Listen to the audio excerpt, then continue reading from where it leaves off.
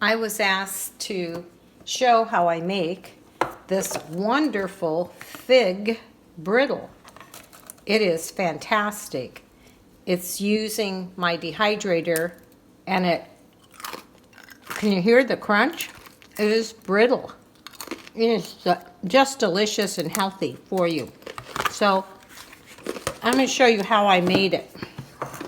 To be able to get your nuts, like almonds, broken up without too much difficulty, it's a good idea to just pulse those in your food processor and then mix the rest of the ingredients. These are from my tree.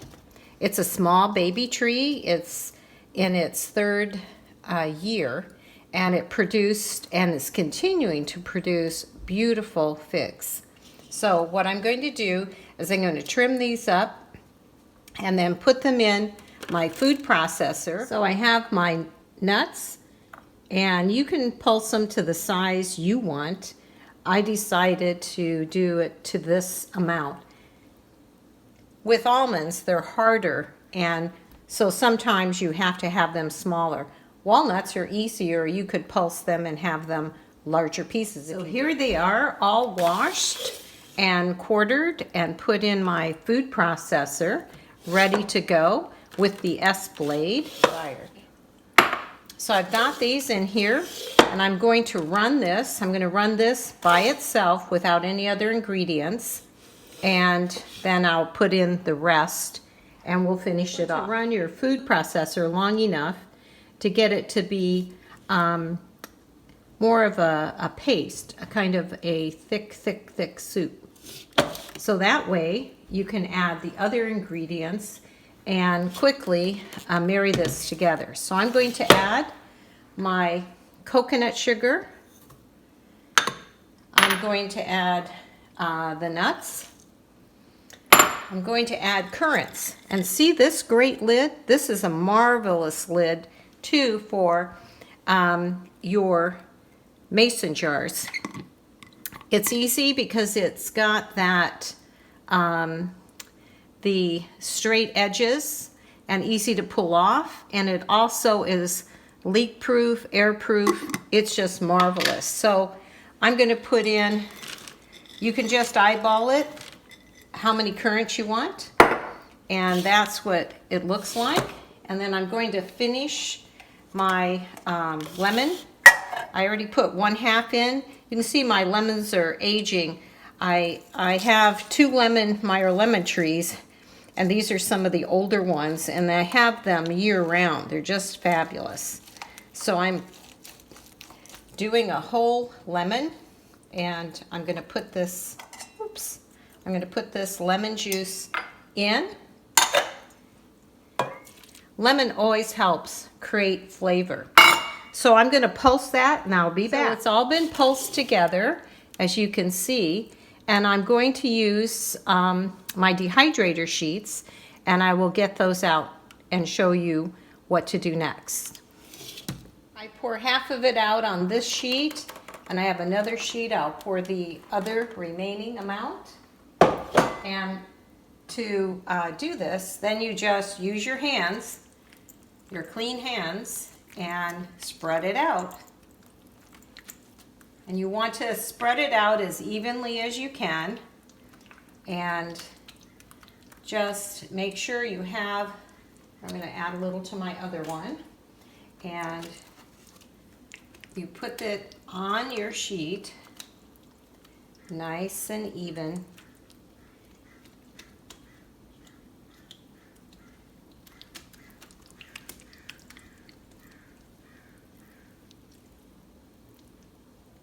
Once you've done this, you will feel the thickness, and you'll be able to spread it out.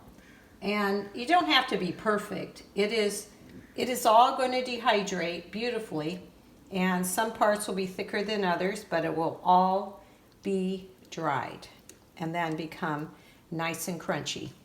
Okay? So, next step. I have a professional dehydrator.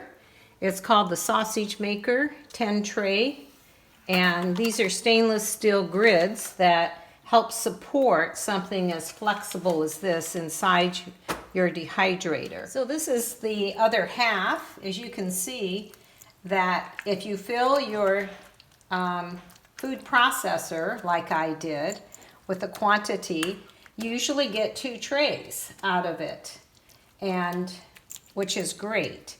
And if I had a more mature tree, I'd probably be making more trays at a time. But with this tree, I'm grateful for all the figs that it's producing. So I've done this once, and this is my second time, and I expect to get several more batches off of my beautiful tree. It's my 10 tray dehydrator. It's in my garage, and it does such a great job. So you can see inside that I've got these 2 trays, and I'm going to put this one in, and it has room for 10, which is awesome. I'm going to now turn it on. I'm going to close it. And I'm going to turn it on to... So I have the power on, and I put it to the maximum setting. And I'm going to leave it at the maximum setting for... So it's been several hours that these were out there drying. And as you can see, after most of the day drying, you just go underneath and separate them out so that you can flip it, because it's still not totally dry, so that you can dry the other side. Let me get the other one. Okay, here's the other one. And again, you just go right underneath. They'll separate very easily. And what you want to do is then, I had started them in the morning. It's now 6:30. Started about 8:30. And we're going to put these back in, and then they'll be totally dry. Right now they're pliable, so it's not dry yet. And in the morning, they'll be ready. So these have been out all night, and I put them on the rack without the backing, and they are cooling off. And they are becoming brittle. You can hear that. See how they're breaking apart. They're just in the process of cooling off. Once they're cool enough, then you break them apart and you store them in an airtight storage.